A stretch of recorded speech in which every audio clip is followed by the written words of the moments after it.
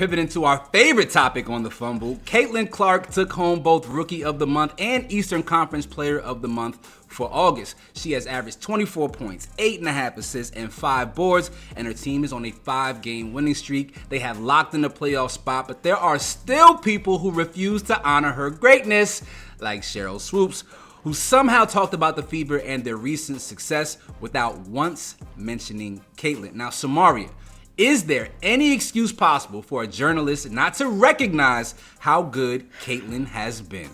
No, there's no excuse. And I'm really disappointed in Sheryl because obviously she's the greatest. She has accomplished everything that the women in this league are trying to accomplish. She's done this. You had Air Swoopes, you up here with Michael Jordan. Like, if you wasn't a hooper, he wouldn't be standing up here with you. So it's like, it's very strange, but I was trying to like dissect it and figure out what could be the reason. And I remember she interviewed Caitlin back in May, and a lot of people in the comments were like, she doesn't like Caitlin. And we know how Caitlin fans are, right? I'm sure they probably eating her up in her comments, on her social media pages, and unfortunately I feel like she's taking that out now on Caitlin, and she's not telling the truth, unfortunately. Like, even Nancy Lieberman said that she reached out to Sheryl and was like, look, you can have your opinion, but you have to state facts.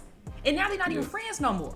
So I'm like, I just feel like once your feelings become that strong against a player and you're biased in this way, you just have to step away, because the greatness that we viewed you as before, it's dimming that because of your apparent bias for one of the greatest that's on the floor right now. It's very unfortunate. I hate this for Swoopes. Yeah, she's taking hating to a new level. Barkley and Shaq, they make jokes about people, but I ain't never seen them straight up just not mention somebody who has been so phenomenal, right? Like, even to be critical is one thing. To be indifferent to the point of not wanting to discuss and not being able to be an objective journalist or media member is insane to me.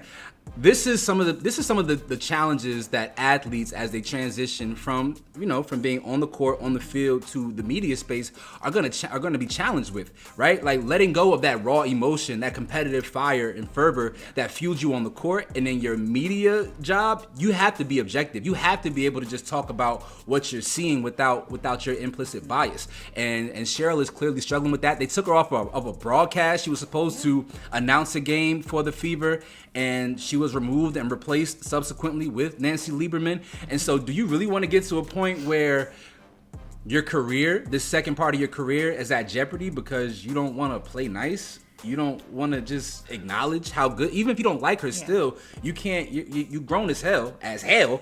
You can't tuck that away for the purpose of doing your job. To me, that's spooky, that's scary, and I don't care about an interview in which maybe Caitlin's fans have said some things in the comment section that you don't like. Everybody who has a rabid fan base has people who will go at the earth's end to disparage other people. But that's not a reflection of Caitlin. If Caitlin hasn't said or done anything, then you can't hold her accountable for the thoughts and opinions of others. Exactly. And she was definitely on a Twitter space or something like that, and she was talking about Stephen A. Smith. She was going in on him, saying that he didn't give them the recognition or give our earlier teams, he didn't give the WNBA the recognition in the past. The coverage, right. Caitlin. Yeah, the coverage, the recognition, all that stuff that he's giving Caitlin Clark in the WNBA now. And I feel like that's another reason why maybe she's salty. But I feel like the women's basketball players that we've talked to, even on this platform, they're excited about what's to come for the WNBA. They're embracing that. They're saying, okay, it's been a long time coming, but we're here now. So I was hoping that Sheryl Swoopes would kind of share that same sentiment, but she's obviously not. And I just hate it for her, to be honest with you. Yeah, she crashing out. She is crashing out in a major way. That's the word for her. The season happened. She, for real, Caitlin just had another triple-double, right? Yeah. Like, she just had another triple-double. She is 7th, peep this, Samaria. She is 7th all-time in 20 and 10 games in the history of the WNBA games, in the history of the WNBA. And she has done it in only 34 games of a career, right? By comparison, Diana Taurasi is 9th on that list, and she had to play 559 games to achieve her amount of 20 and 10 games. We're watching something incredible take place here. So if Stephen A wasn't covering the WNBA prior, it's because his audience wasn't invested. Now people have a vested interest in the league, in the WNBA. So yeah, I'm going to talk about the things that people are tweeting about because that's what the business has become, right? If there's no conversation happening online, there's no need for us to talk about it on our show. And unfortunately, that's what media is. Media no longer dictates the conversation dictates media. And she's giving crazy people like Jason Whitlock ammo to say all type of stuff. And that's what I really hate. We don't need to mention no fat back neck, pork sausage head, toupee ass Negroes on this show. We not his fat, sweaty ass.